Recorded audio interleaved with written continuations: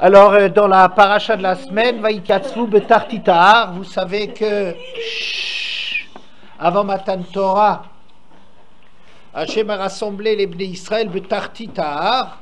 Le pshat, c'est au bas de la montagne, et la Gemara va dire en dessous de la montagne, sous le dessous de la montagne.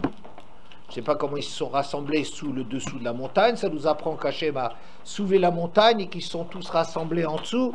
C'est le texte dont on a parlé l'autre jour et que je voudrais développer davantage. Vaïtiatzvu betartitar, donc la Gemara Shabbat Pechet que vous avez devant vous, c'est là où il y a des doubles points, à peu près près de 20 lignes à partir du haut, pas tout à fait.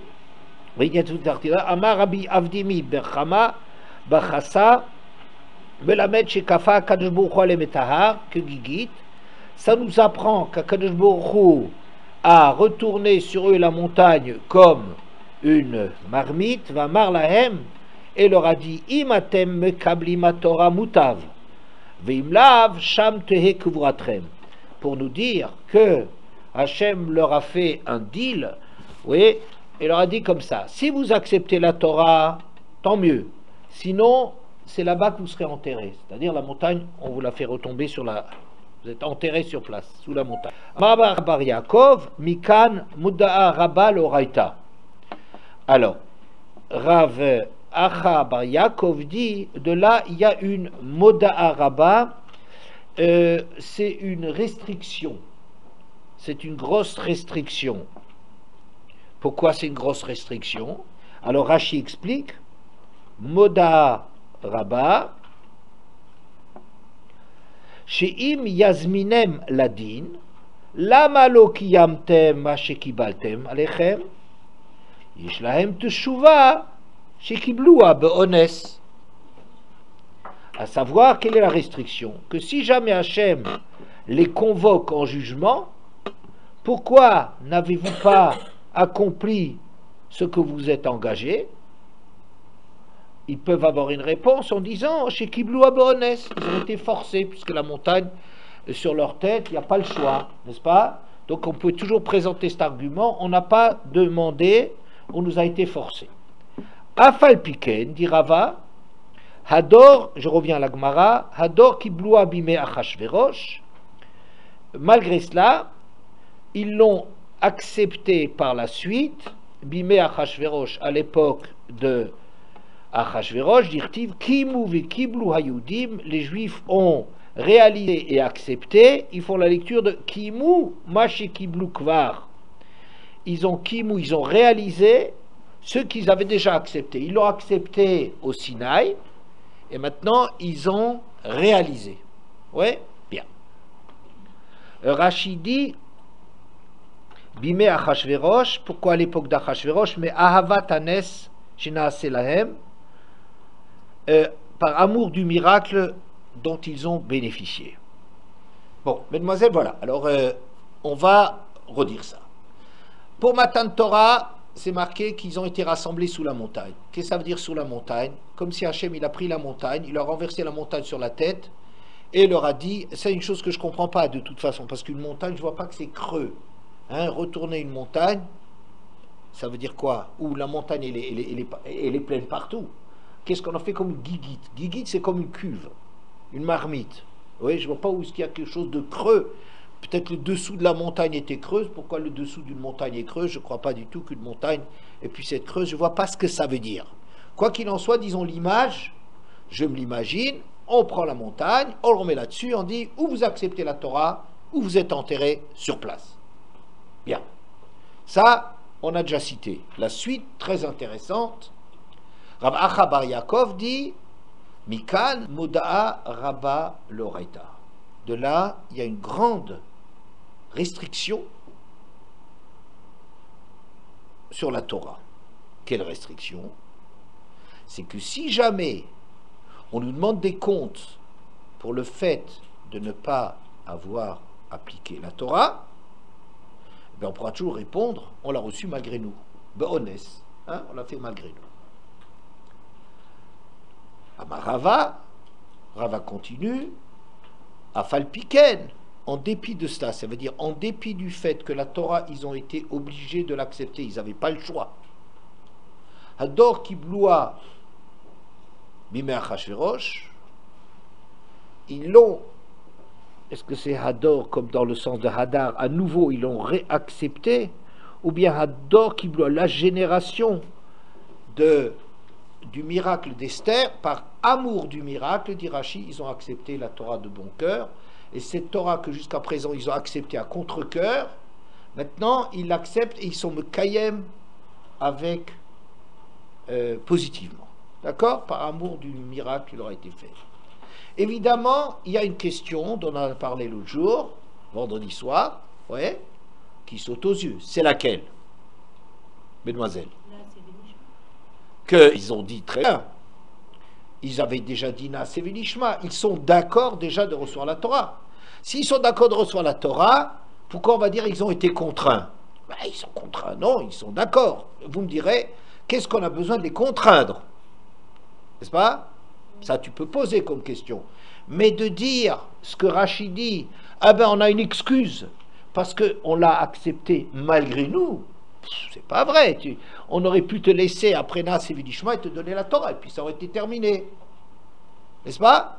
Alors tu peux te demander pourquoi est-ce qu'on leur a mis la montagne sur la tête, si déjà ils ont dit qu'ils étaient d'accord. Peut-être. Mais appeler ça honnête, ça veut dire toute la Gemara est construite sur le fait qu'ils ont fait, ils n'avaient pas le choix. C'est pour ça qu'on peut dire on n'avait pas le choix, on ne nous a pas laissé choisir. Et c'est pour ça qu'on continue en disant, eh ben, mais tu sais, malgré tout, la génération de Esther, par amour du miracle, ils ont accepté la Torah, ils ont réparé ce truc-là, ils ont accepté volontairement. Donc on voit bien que c'est le mot que Rashi a dit, ils l'ont accepté malgré eux, c'est pas Rashi qui l'a tiré de son bonnet. Il comprend de la Gemara que c'est ça ce que la Gemara est en train de dire. Et il fallait l'accepter à l'époque d'Esther. D'accord? Bon. Alors, on a une question qui est un peu double. Premièrement,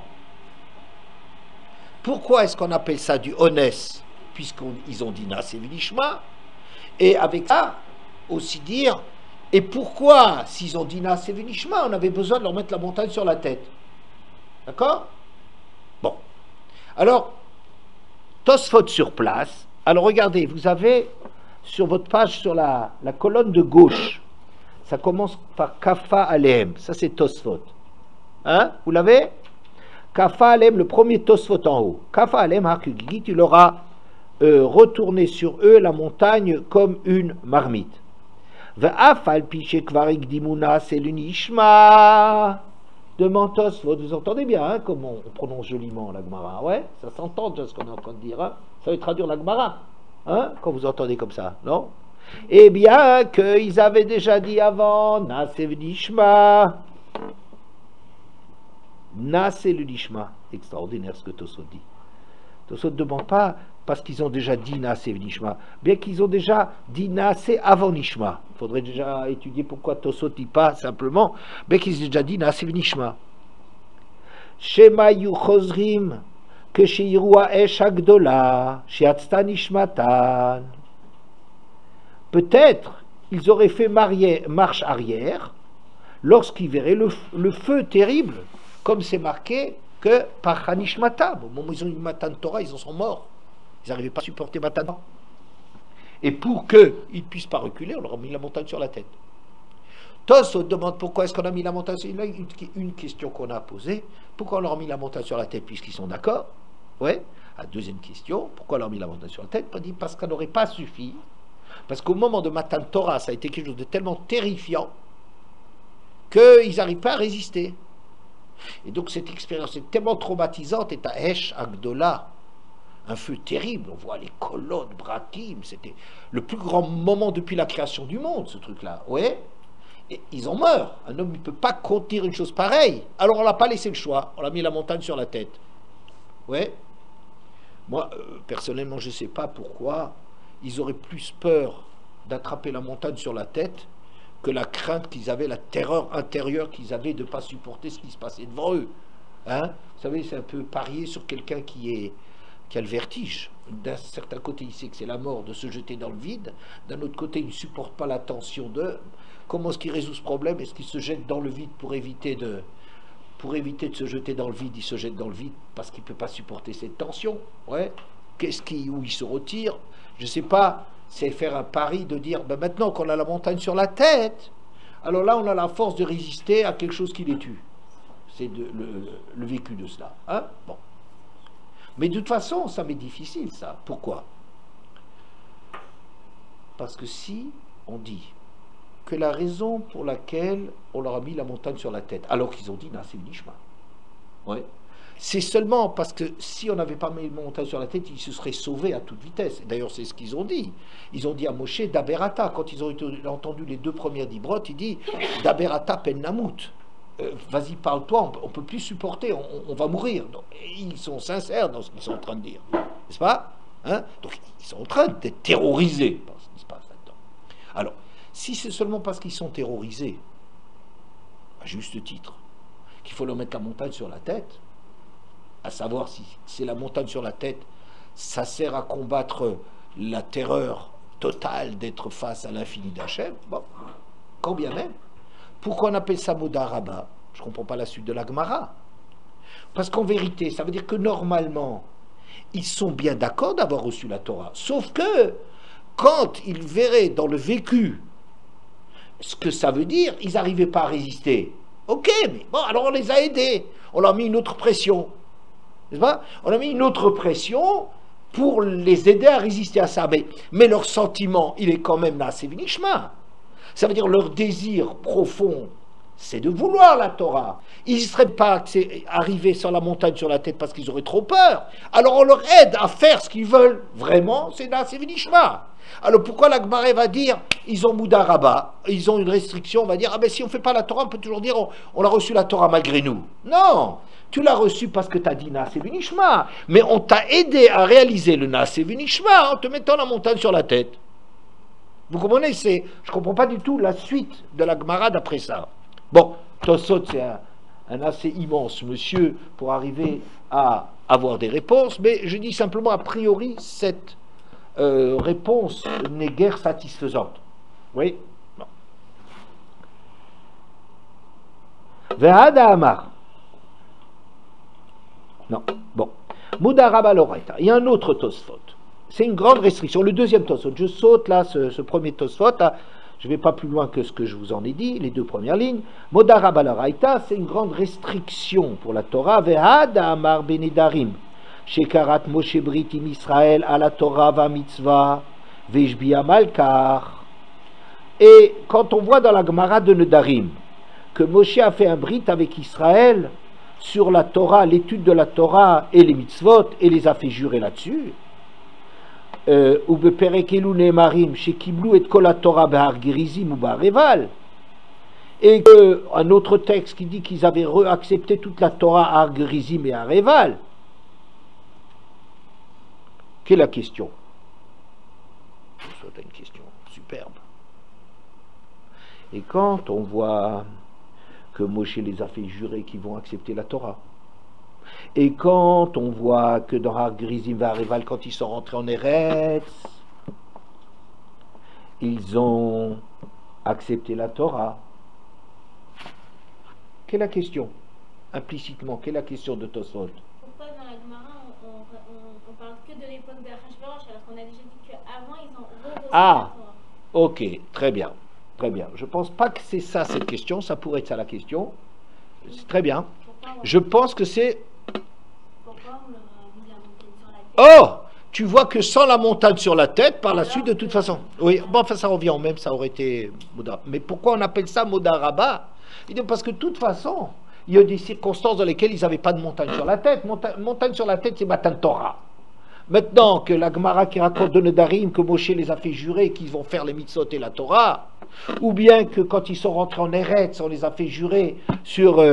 on les a bénis et maudits dans Har Gerizim et Har Reval, il n'y a pas de montagne là-dedans. Donc ça veut dire que les Bnei Israël, ils ont fait des choses qu'ils ont pu choisir. Ils auraient pu dire non. Oui, mais là-bas, il y avait marqué, si vous faites cette passage, bah, vous aurez ça, c'est les malédictions et les bénédictions. Non? C'est pas encore une montagne sur la tête, ça. Ça, de toute façon, je vais dire, non, mais de toute façon, quand tu fais la Torah, tu es puni et récompensé, de toute façon. Alors, tu pourrais dire la Torah elle-même, puisqu'elle te menace de te punir, Alors ça y est, c'est déjà, ça serait suffisant. Omer Rabbeinu Tam, alors un Tosfot qui s'appelle Rabbeinu Tam, Id Alpi Hadiburaya Vare que Baal Kocham. Que étant donné qu'ils ont été obligés de conclure ces alliances, ça veut dire Alpi Hadibur, c'est sur la parole d'Hachem qu'ils ont dû faire ces alliances-là, c'est comme la montagne, c'est-à-dire ils n'avaient pas le choix. Ça veut dire on peut continuer à dire, mais ils n'avaient pas le choix. C'est vrai que dans Matan Torah, ils n'ont pas eu le choix parce qu'ils ont la montagne sur la figure. Là-bas, on n'avait pas besoin de mettre la montagne sur la figure de toute façon parce que c'était moins terrifiant. Mais ils n'avaient quand même pas le choix puisqu'Hachem il a ordonné de faire cela. Donc on peut toujours dire, eh ben moi on m'a forcé, que ce soit dans Matan Torah avec la montagne sur la tête, ou que ce soit par la suite parce que Hachem il a ordonné de faire un bride. De toute façon, j'ai jamais eu le choix dans ma vie. Hein? Bon, donc, Modaraba, ça continue. N'est-ce pas? Oui?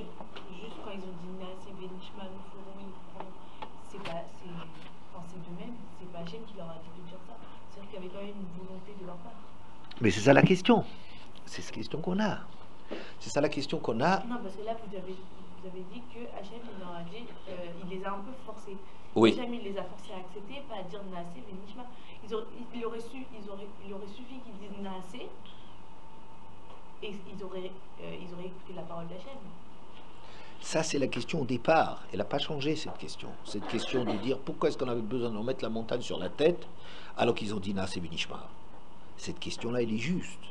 Tosfot, il a répondu, parce qu'ils auraient reculé tellement ils auraient été terrorisés.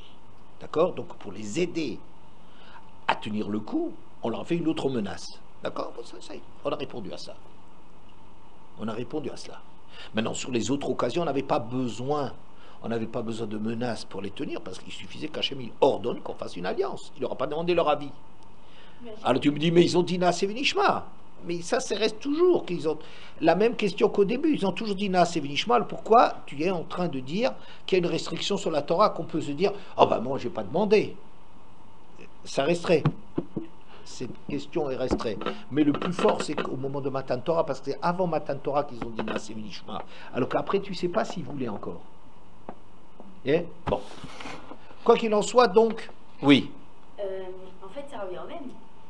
Que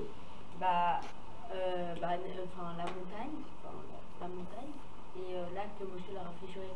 Parce que quoi qu'il, il y avait la mort, il y avait la mort qui planait au-dessus d'eux. Il n'y avait pas, non, ils étaient obligés. Non, c'est Tosfot, il dit, parce que étant donné que c'est Hachem qui a forcé, c'est pas eux qui ont choisi, alors qu'à Purim, Kiblou et Kiblou, ils ont eux-mêmes demandé, ils étaient demandeurs de Torah. Oui, mais là, même là, il y en a, ils ont des réactions, même de nos jours, il y en a, ils ont des réactions quand ils lisent cette paracha.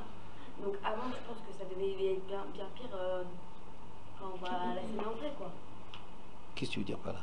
Ce que je veux dire par là, c'est que là, c'était les malédictions et les bénédictions. Oui? Non, je n'ai pas dit ça, moi.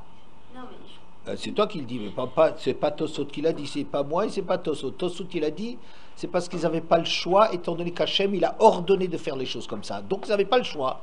Par rapport au problème de une restriction, on n'avait pas la montagne sur la tête. Bon, mais il y a quand même une restriction parce qu'on a été obligé de faire une alliance et à s'engager à respecter la Torah. On n'a quand même pas eu le choix, donc on peut continuer toujours à prétendre j'ai pas voulu. La question générale sera mais au départ tu voulais oui. Ok? Bon. Hein? Maintenant j'ai encore une question qui est la suivante. On est en train de nous dire finalement que jusqu'à Purim, il n'y a pas eu d'acceptation de la Torah. Voltaire, on l'a fait soit à cause de la montagne, soit parce qu'Hachem nous a obligés de faire des alliances. Et donc il y a une restriction que tout ce qu'on fait, c'est contraint et forcé, mais c'est pas pour de bon, quoi. Ça voudrait dire que toute l'histoire juive, la grande histoire, oui, l'histoire biblique, le Tnach, il est écrit dans une période où c'était un peu, entre guillemets, bidon. Vous savez, Yeshayahu, Yirmiyahu, David Ameller, Shlomo Ameller, tous les grands personnages de l'histoire, Ezra, tout le monde, tous les grands de l'histoire juive, jusqu'à l'époque de Purim, vivaient dans une époque où finalement il y avait quelque chose avec une Mouda Rabbah, une grande restriction sur leur Torah. Nous, ce qu'on considère la plus belle période de l'histoire juive, c'est laquelle? C'est celle où il y avait les grands héros bibliques. Les grands héros bibliques, c'est l'histoire depuis Matan Torah jusqu'à Purim. C'est là qu'on connaît les grands personnages. Ouais. À toute cette époque-là, ça aurait été avec une restriction. Ça fait pas sérieux. Ça veut dire c'est comme s'il vivait avec un potentiel, avec quelque chose de pas très sérieux, avec un truc oui, sur lequel il le faisait, mais il n'était pas vraiment obligé. Ça fait drôle. Moi, on a l'habitude de considérer que la période que nous, on vit, elle n'est peut-être pas très importante, parce que toute la grande histoire juive, elle est derrière nous, alors on se demande qu'est-ce que nous, on sert encore à quelque chose dans la Torah.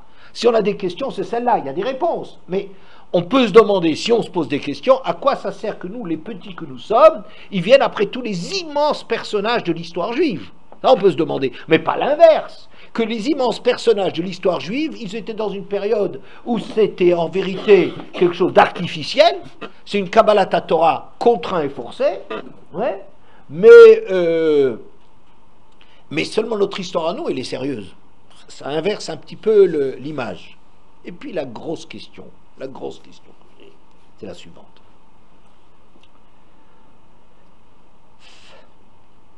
Qu'est-ce que Rachid dit, Modaraba? Ça veut dire quoi? Vous vous souvenez? Comment Rachid explique Modaraba? Qu'on pourrait dire qu'on n'a pas fait les mitzvot parce qu'on a été obligé de l'accepter. Très bien. Quel est le début du Rachid?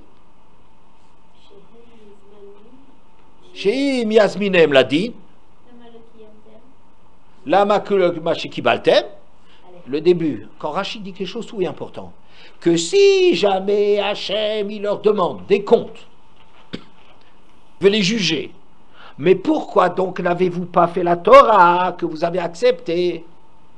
Alors ils ont une réponse. Quelle est la réponse? On a été forcé. Bon, ouais. Ça voudrait dire que quoi? Qu'on ne peut pas les punir.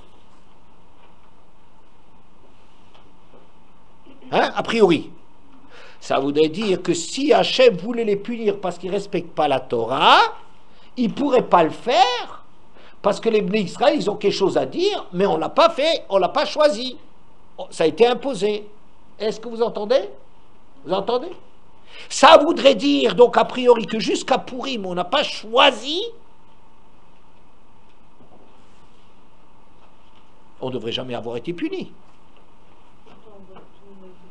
Pourtant, on voit que toute l'histoire juive, ils ont été, le Beth Amikdash a été détruit, ils ont eu la famine, ils ont eu des invasions étrangères, ils ont eu la pauvreté, ils n'ont pas eu de pluie, ils n'ont pas eu tous les malheurs du monde, ils ont existé avant Purim. Je n'ai pas dit que ça s'est arrêté derrière. Oui, mais ok, on n'a pas accepté la Torah Be'ava, mais eux, avant Purim, ils avaient tous des prophètes, et donc il y avait la voix d'Hachem qui les accompagnait tout le temps. Mais si on te dit, ça je veux bien que j'ai des choses à leur reprocher, mais d'après ce que la Gemara est dit, comme Rachid l'explique, qu'il y a quelque chose à dire, si on veut nous demander des comptes, pourquoi vous n'avez pas accompli la Torah, on a à répondre, ben on nous a forcé la main. Si c'est une réponse, ça veut dire que c'est une réponse. N'est-ce pas? Toi, tu veux dire, Dina, il dit, oui, mais il y avait des prophètes. Ok, il y avait des prophètes, très bien, je veux bien. Entre parenthèses, que tous les prophètes, ils n'ont pas servi autant que Haman. Et Haman, c'est Purim. Hein? Le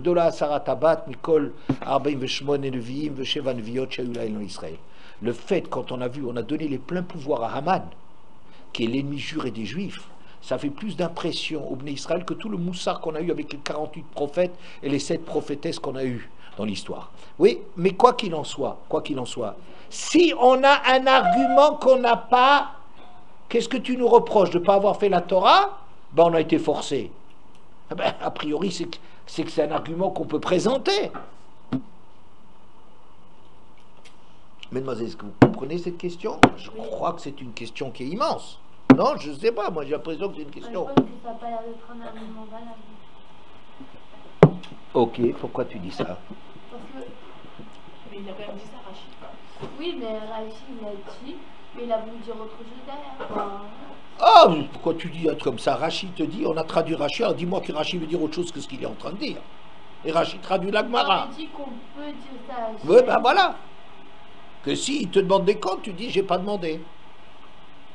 Alors sur le plan personnel, mais sur le plan général, ah je sais pas. Ben voilà, c'est ce que je t'ai dit, tu sais pas. Voilà, je suis d'accord, je sais pas plus que toi, a priori. Ah non. Peut-être. Ah si, vous avez... Non, arrête. Non, je t'ai dit. Ah d'accord. Non. Non, ça veut dire, c'est un problème intéressant de dire, moi j'ai jamais demandé à vivre. Qu'est-ce qu'Hachem il veut? Peut-être que Rachid. Qu'est-ce qu'Hachem il veut me punir moi personnellement? J'ai demandé à vivre moi. Je suis malheureux de vivre. Pas moi personnellement. Je trouve que la vie est extraordinaire. Mais je veux dire, en général, on va vous demander, vous avez demandé à vivre? Vous n'avez pas fait la Torah. J'ai demandé moi. Pourquoi ils ont été punis? Parce qu'ils n'ont pas accepté la Torah avant avec amour et c'est sur ça qu'ils ont été punis. C'est sur cette faute-là et cette faute-là elle n'est pas dans la Torah, c'est pas une... Alors c'est pas des trucs quand ils se comportent pas bien. C'est sur autre chose. Si c'était ça la faute qu'on leur reproche, si c'est ça la faute qu'on leur reproche, c'est original ce que tu dis, mais si c'était ça la faute, c'est pas quand ils désobéissent à la Torah qu'on devait les punir. Or, ce que tu verras dans toute l'histoire, c'est dès qu'ils désobéissent pas à la Torah, on les frappera. Pas au départ Pourquoi de... ils obéissent à la Torah? Parce qu'ils n'ont pas accepté avec amour. Voilà. Moi, je pense pas que c'est tout ça, mais si Hachem a puni, Oui. c'est parce qu'ils ont fait les trois fautes. Non. Pareil. Non, ça c'est pour ça que le Beth Amikdash a été détruit. Mais ils ont eu beaucoup d'autres choses à part ça. Il y en a, ils ont fait la Vodazara, Il y a beaucoup d'autres choses. Mais malgré tout, Mais c'est si comme on a une excuse, on a une excuse. Sinon, ne me dis pas que c'est une excuse. Si c'est une excuse qui n'est pas une excuse, alors laisse tomber tes excuses. On est d'accord? Alors je vais vous répondre de la façon dont vous avez entendu de Rabbi Jaoui. Oui, Non, moi je me disais, c'est comme un père avec ses enfants. oui, C'est pas parce qu'un père contraint son enfant à faire quelque chose qu'il a le droit de dire non, je veux pas, bah, c'est ton père, donc tu te débrouilles et tu fais ce qu'il te dit. C'est ça tout le concept. C'est-à-dire, pour qu'un enfant il parvienne à faire ce que ses parents veulent, Béhava, Béla Shalem, il faut des années et des années. Quand il est petit et qu'il vient de comprendre ce qu'est l'ordre, l'éducation, la contrainte, l'obligation, la punition, etc., il est obligé de le faire, même s'il n'a pas dit ok, je le fais Béla Shalem. super. Pourquoi est-ce qu'il y a une modaraba quand ton père il veut te rosser parce que tu as désobéi? Ton père il dit, écoute, voilà, je t'ai demandé de faire ça. Ah mais je t'ai pas demandé de... moi je suis ton père, je sais ce qui est bien pour toi, je suis en train de t'éduquer. Est-ce qu'on aurait dit il y a une modaraba?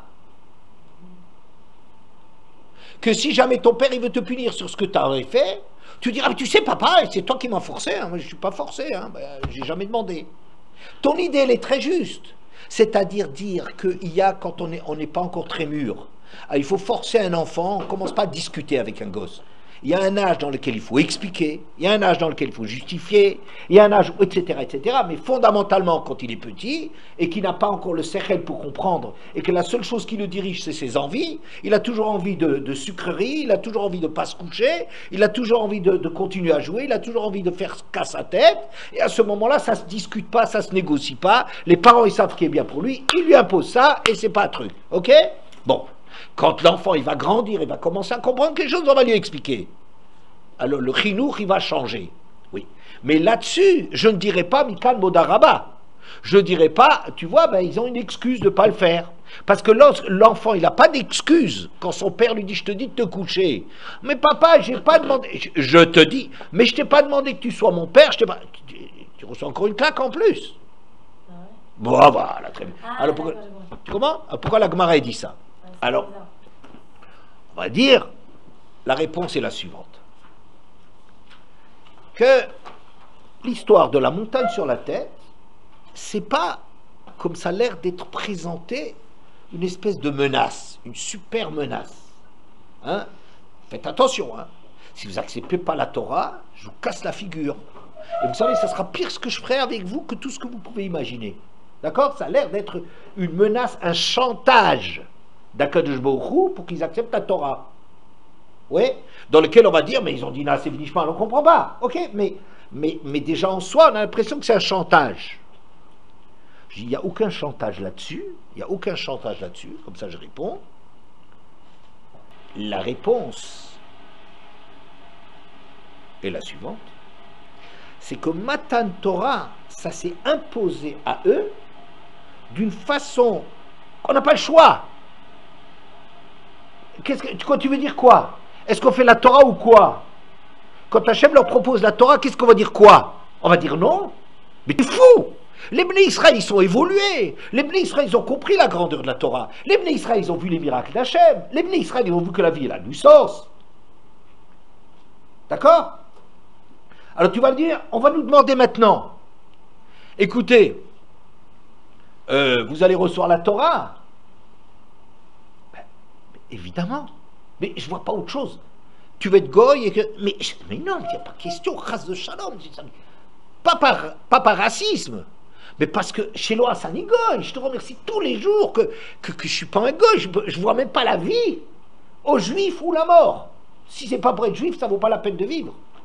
C'est comme ça qu'on va dire. On ne dit pas que la vie, elle est facile. On ne dit pas qu'être juif, c'est facile. On n'a pas dit ça. Mais on ne voit pas le moindre sens à la vie, une vie qui ne va pas pour recevoir la Torah, pour essayer de faire des efforts, pour grandir, pour progresser. Il n'y a pas de sens à la vie.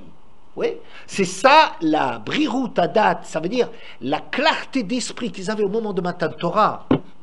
C'est un truc tellement extraordinaire que c'est comme si la montagne, c'est un midrash, ça veut dire que c'est un langage qui nous dit que quand ils sont engagés, pour eux, il n'y a pas le choix. C'est comme si on dit, tu reçois la Torah, on te tue. Mais évidemment, pour eux, ça voulait dire, il y a d'autres textes qui disent, Yom HaShishi, de là, dit Resh Lakish, qu'Hachem, il a fait un tnaï, que si on ne reçoit pas la Torah, Yom HaShishi, le monde, il retourne au Tohu Vavu. Mais ça veut dire que c'est ça ce qu'on dit ici, autrement. On le dit dans d'autres mots, c'est la même chose.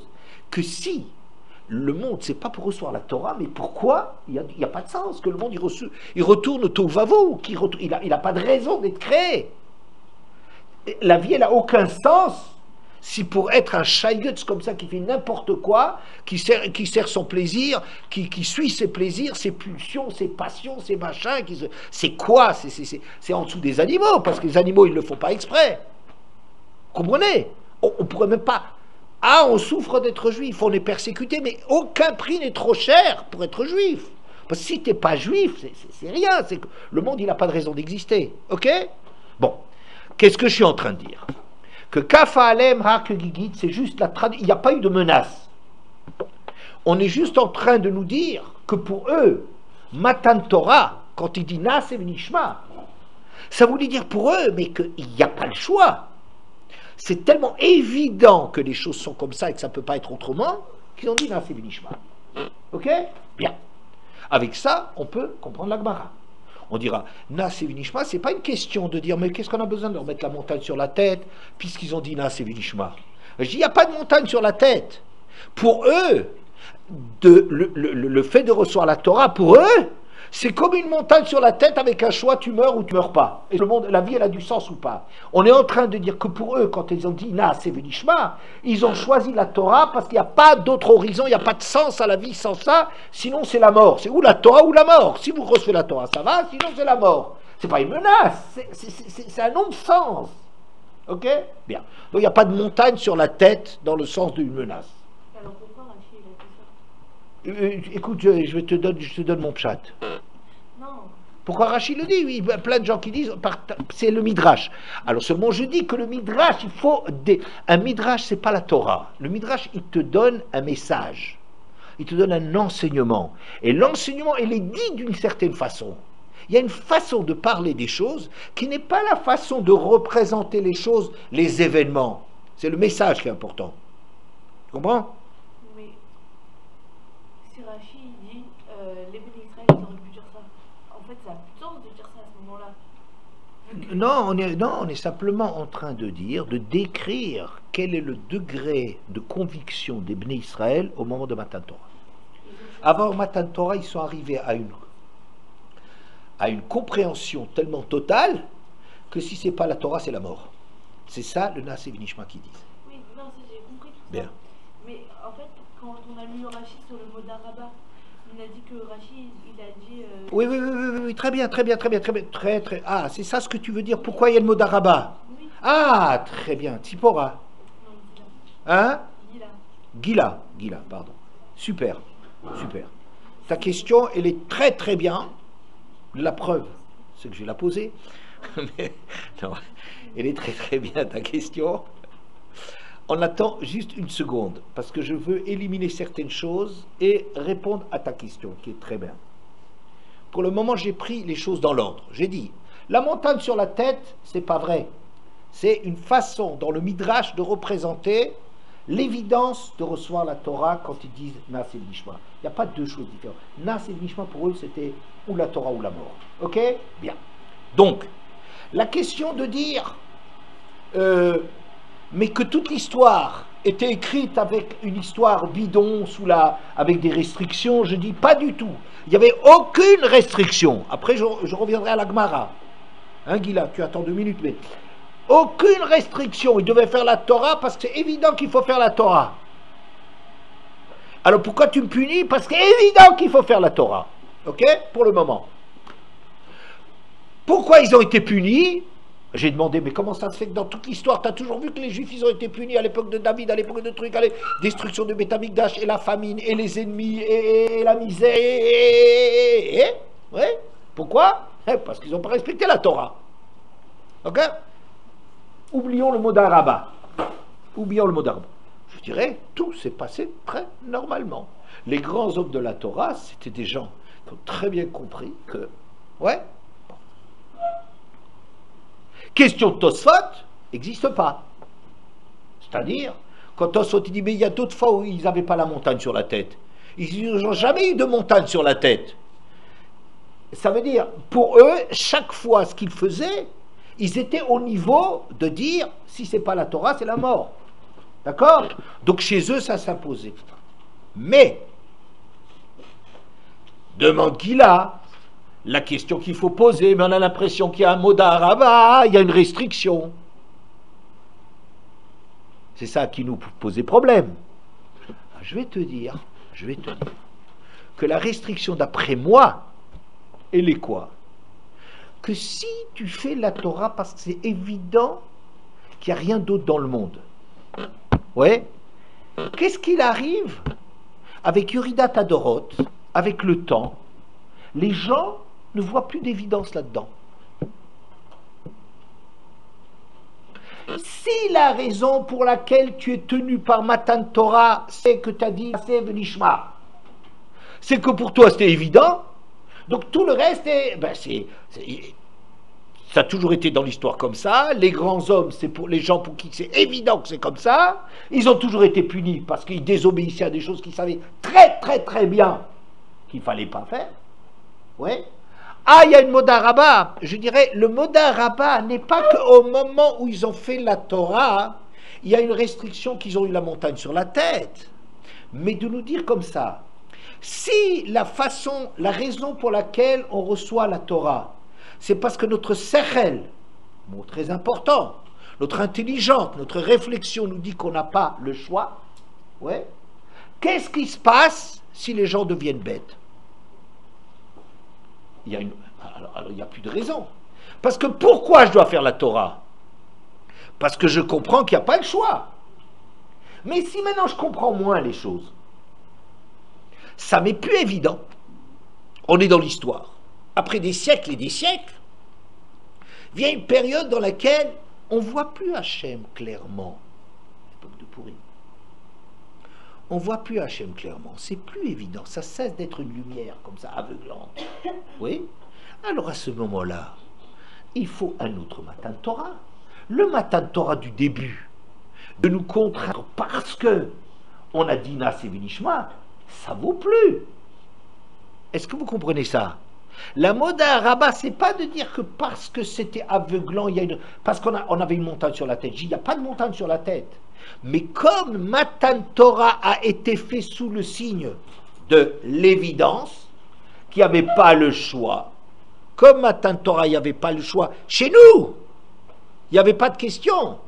Qu'est-ce qui se passe le jour où après beaucoup de siècles, beaucoup de galouillottes, beaucoup de souffrances, beaucoup de destruction, on se demande parfois, on peut se demander, mais est-ce que la Torah, par exemple maintenant, est-ce que la Torah, elle nous concerne? Est-ce qu'on doit faire la Torah? Maintenant, on demanderait aux gens Nas et Benishma, je dirais ceux qui n'ont pas reçu une bonne éducation juive, ils vont peut-être se demander. Ils vont dire, oui, ça vaut la peine d'être juif pour dire qu'on est les meilleurs, mais pour faire tous les efforts qu'on demande des juifs, c'est pas loin d'être évident. Alors on va dire, oui, mais tu sais, tes ancêtres, il y a 2000 ans, ils ont dit Naaseh V'Nishma. Et je dis oui, alors pour eux, tu peux leur réclamer que s'ils ne respectent pas une Torah qui est évidente qu'ils devaient la respecter, alors eux, tu peux leur demander des comptes. Mais comme c'était l'évidence qui était la forme de la... Alors c'est seulement tant que c'est évident que tu peux me contraindre et que tu peux me punir. Et c'est pour ça que les grands hommes, ils étaient grands, parce que pour eux, ils étaient encore dans la clarté d'esprit, que tous ces grands hommes qu'on a connus, pour eux, c'était évident, ils étaient aussi grands qu'à Matan Torah, pour eux, c'était évident, ils n'avaient pas besoin de sortir des miracles d'Égypte, pour eux, c'était évident que si c'est pas Hachem, c'est la mort. Que la vie sans la Torah, elle n'a pas... Donc tout le monde est demandeur, on continue toute l'histoire à être demandeur quand on est un grand homme. Et puisque tu es demandeur, puisque tu comprends bien que la vie n'a pas de sens si tu es pas Mekabel la Torah, on peut toujours te contraindre et tu peux pas dire mais j'ai pas demandé. Mais si tu demandes, si on avait interviewé David Ameller qui était persécuté toute sa vie, on lui a demandé tu veux être un goy et ça sera la fin. Jamais de la vie, chas de shalom. Quand les goïms ils ont voulu persécuter les juifs, ils ont dit, écoutez, devenez goy, on arrête de vous persécuter. Je lui dis, chas de shalom. Je vais vous raconter de Rav Chaikin quelque chose d'extraordinaire. Il était prisonnier de guerre. Et un jour, il y a un officier, ou je ne sais pas quoi, allemand, qui lui a dit, sale juif. Rav Chaikin lui a dit, on voit encore que je suis un juif. Il a sorti une cigarette, il lui a donné une cigarette. Je suis juif. Alors le goy dit, ça juif, il dit une cigarette, pas deux. Et ça c'est la petite histoire. La deuxième cigarette, on s'en fiche. Qu'est-ce qu'il est en train de dire? Moi j'aurais tué Rav Chaikin à la Makom pour une injure tellement incroyable. Les Allemands voulaient nous faire sentir qu'on est des sous-hommes. Et Rav Chaikin, quand on lui dit sale juif, quoi, ça se voit que j'ai pas encore la même gueule que toi. J'ai encore l'aide d'un être humain. C'est comme ça que Rav Chaikin a entendu. Je suis encore un être humain. Le goy, il a juste, c'est le contraire de... Toi, tu veux dire, mais t'es sale juif. Ah, Baruch Hashem que je suis juif. Un sale juif. Ah, Baruch Hashem que tu me traites de sale juif. D'où ça vient? Toi, t'es un sous-homme. Comprenez? Je suis pas comme toi. C'est un truc extraordinaire. Cette remarque, elle est formidable. Tu demandes à Rav Chaikin, est-ce que ça vaut la peine de... Et il était prisonnier de guerre, et c'était dur, et tout ce que vous voulez. Il y avait des restrictions, et tout ce que... Qu'est-ce que vous voulez? Mais juifs, d'accord? Bien. Les grands hommes, on a toujours pu les punir parce que pour eux c'était évident qu'il fallait faire la Torah. Mais, étant donné que c'était sous le signe de l'évidence qu'ils sont contraints à respecter la Torah, d'accord? Alors on pourrait dire que quand ça cesse d'être évident, quand on commence à s'interroger, est-ce que ça vaut la peine? Quand on veut commencer à se dire, on va être que Chol HaGoyim Israël, que ça vaut la peine de se prosterner devant l'effigie de Nebuchadnezzar, que ça vaut la peine de partager le repas et de s'assimiler. On en a marre d'être juif et d'être toujours regardé de travers. On ne veut pas être marginaux. On veut aider avec tout le monde, construire le monde, tout le monde ensemble. Quand les juifs commencent à se poser ces questions-là, tu peux dire que Matan Torah n'est plus évident, il n'est plus présent chez eux. Quand les juifs, quand on leur présente le truc de Nebuchadnezzar et qu'ils se prosternent devant, c'est-à-dire que pour eux, Nebuchadnezzar est plus présent et plus redoutable qu'Akadosh Baruch Hu, alors c'est plus l'évidence de Matan Torah. Parce que tu reconnais la réalité du monde devant toi. C'est théorique de croire en Hachem. C'est quelque chose qui s'est éloigné. Ça devient quelque chose de théorique. Oui, je crains Hachem quand on risque rien. Tu comprends? Mais devant la réalité, au Lamazé, c'est vachement plus fort. Nebuchadnezzar, il est plus dangereux. Nebuchadnezzar, il est plus dangereux que le Dieu des Juifs. N'est-ce pas? Quand je suis en train de participer au repas, que tout le monde à Shushan, la capitale, y participe au repas. Ça veut dire quoi? Ils ne comprennent plus qu'il faut assumer le rôle d'être des Juifs qui sont en train d'avoir un chemin solitaire pour faire grandir le monde, qui sont nécessaires au monde à titre de Juifs. Ils ne comprennent plus ça. Ils veulent être comme les goïms. Si c'est comme ça, c'est plus évident de leur dire, eh bien maintenant, vous allez, si vous désobéissez à la Torah, eh bien, on ne peut plus les punir, parce qu'ils disent, mais pour moi, je vis autre chose. Mes ancêtres au Sinaï, c'est mes ancêtres au Sinaï. Moi, j'ai changé. Donc, le fait que le temps, il s'écoule, et que nous, ça n'est plus du tout évident pour nous de recevoir la Torah, c'est ça la Modaraba. À partir de maintenant, il faut une nouvelle Kabbalat Torah qui correspond à un dor qui est nouveau. Il faut un nouveau contrat. Vous comprenez?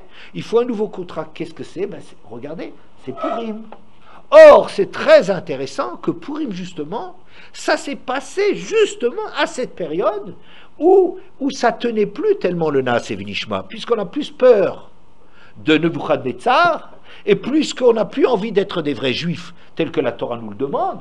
Donc ce moment-là, où il s'assimile, où Hachem il a disparu, c'est pour ça qu'il n'est pas écrit on ne le voit plus, disons, il n'est plus tellement évident qu'il était à Matan Torah, à cette période-là, il faut un nouveau Matan Torah, puisque le premier Matan Torah, il ne t'oblige à respecter la Torah que parce que ça t'est évident qu'il faut le faire. Mais si ça t'est plus évident, c'est ça la Moda, c'est que quand on le donne, il y a une restriction, c'est qu'il viendra, il y a une restriction dans le fait qu'on a reçu quelque chose parce que c'était évident, que le jour sous-entendu, que si ça n'était pas évident, ou quand ça cessera d'être évident, j'ai plus besoin de le faire. Et bien quand au moment de Purim, justement, Hachem n'est plus évident, et que les réalités du Olam Hazé, la Malchoute de Nebuchadnezzar, est les plus terrifiantes que celle d'Hachem, et que quand les Bnei Israël, au lieu d'être des Juifs qui disent plus chez à Sanigoy, oui, ils ne comprennent pas que c'est le mal par excellence, mais ils disent, mais non, que Cholagoïm Israël, on va manger ensemble, on fait ensemble, on est tous ensemble parce que le monde progresse. Le jour où ils ne comprennent plus la raison d'être de Kabbalat Torah, il faut une nouvelle Kabbalat Torah. Et c'est ça ce qui est marqué, qu'à l'époque de Purim, il y a une nouvelle Kabbalat Torah. Quelle Kabbalat Torah? Mais Ahavatanes. Par reconnaissance pour Hachem, ils ont découvert dans l'histoire du Nes de Purim qu'Hachem il les adorait, qu'Hachem il les aimait, qu'Hachem, alors qu'ils étaient tellement assimilés, Hachem il va les sauver d'une menace pareille. Ça montre tellement d'Ahavad Hachem que moi j'ai dit, mais moi je veux. Alors, pour en revenir à ce que tu voulais dire, rappelle-moi ton nom, excuse-moi. Hein? Noémie. Oui. Alors, ce que Noémie elle disait, un enfant, il y a un âge sur lequel les choses ils savent comme ça parce que l'enfant il sait que c'est ses parents. Il n'est pas d'accord, il n'est pas truc et machin, mais c'est comme ça. Oui, il y a des époques où c'est évident, l'évidence elle est comme ça. Quand l'enfant il commence à découvrir en grandissant que ses parents sont pas tellement top, que ses parents font aussi des gaffes, que etc., qu'il y a de l'injustice apparemment, ou oui, ou réel, ou imaginaire, alors l'enfant il a besoin de se connecter à ses parents pour leur obéir. Il a besoin de faire un nouveau contrat, il a besoin de reformuler les choses. Il découvre à ce moment-là que ça semblait être des étrangers pour lui et qu'il contraignait. Il l'aime tellement et il commence à réfléchir. Les parents, ils l'aiment tellement, ils ont tellement fait pour lui. Quand il commence à réfléchir ça, je dis, mais c'est mon bien, mes parents. C'est que mon bien qu'ils m'ont fait dans toute la vie. Le jour où il découvre ça, il fait un nouveau Matan Torah. Parce que l'ancien Matan Torah, il est plus adapté. Vous voyez? Si tu dis, Modaraba, que des parents, ils nous forcent les choses, je dirais, c'est pas pour ça qu'ils ne peuvent pas nous punir. Parce que l'enfant, il sait très bien, il ne connaît pas la raison pour laquelle il doit obéir, mais il sait que c'est ses parents et qu'il n'a pas le choix et que ça doit être comme ça. Donc s'il désobéit, il est puni parce qu'il ne... Oui, et ça marche avec un enfant qui est encore petit, qui ne comprend pas grand-chose. Mais comme c'est comme ça que ça fonctionne quand il est petit, mais que, ça veut dire que le jour où l'enfant il grandit, il a du recul, il est plus convaincu de certaines choses. Oui, il est plus convaincu. Il voit les parents des copains qui ont par définition l'air mieux que les siens, l'herbe est toujours verte, plus verte ailleurs, ça a toujours l'air mieux, etc., qu'il a des reproches à donner à ses parents. Il faut faire Hadar ou Hador Kibloua Bimei Achashverosh, le nouveau le nouveau enfant là qui a mûri a besoin, mais Ahava, tout à fait autre chose. Avant, c'est Yirat, Hagadlut, Aromemut. Au moment de Matan Torah, c'est parce que c'était tellement incroyablement, fantastiquement riche que Pachanishmatam, que quand ils ont entendu Hachem, ils ont mort. Ils n'arrivent même pas à contenir tellement que c'est fantastique. Oui, mais ça marche, cette Yira, cette crainte, cet écrasement qu'on n'a pas le choix, n'est-ce pas? Il a fonctionné d'une façon merveilleuse, merveilleuse, pendant des générations et des générations, et ça fait pousser les plus grands juifs qu'il y avait, et qui arrivaient, mais, n'est-ce pas? Quand l'histoire est passe, quand on évolue, et bien maintenant, Ado, Kiblou, Achashverosh, c'est un autre, c'est plus la crainte. Tu peux plus, un enfant qui a 15 ans, c'est plus la crainte des parents qui doit être le moteur de son obéissance. Oui, parce que sinon, il peut se révolter, il dit, je peux casser la figure à mon père, je suis aussi fort que lui. Tu comprends? C'est plus, il ne peut plus me contraindre.